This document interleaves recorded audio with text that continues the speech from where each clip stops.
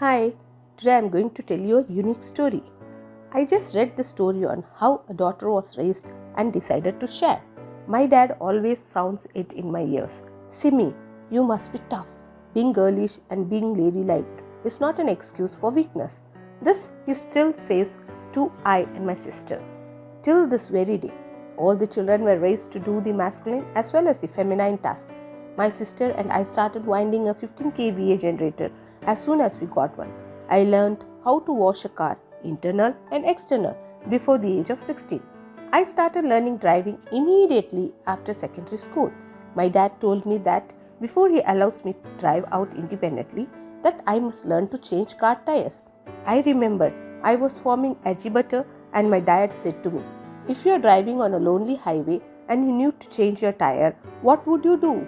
You will have to get down and change it. That's the common sense thing to do. It's a survival skill for drivers. My brother, he started washing the dishes as soon as he could reach the sink and handle the dishes. He started cooking simple meals before the age of 10. He started washing his socks and underwears before the age of 7. He started handling his laundry before the age of 11. When he had to go to boarding school, in my house, the rule still is that anyone who eats must be able to get involved in the kitchen. When required, my father tells me I can be president, not first lady.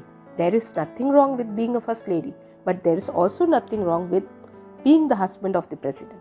Thus, if you tell your son that he can be president, you should also tell your daughter that she can be president.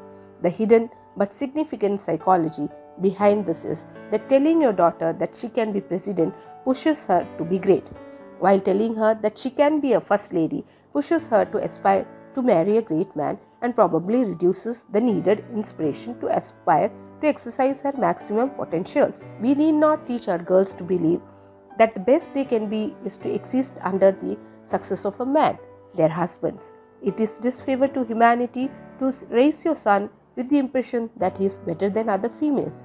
Raise your daughters to understand that they are not inferior to males. Teach your son to be as domesticated as your daughters and push your daughters to attain financial independence as much as you push your sons. This way, we will raise a less entitled and more responsible generation, equipped with all vital survival skills and with less handicaps.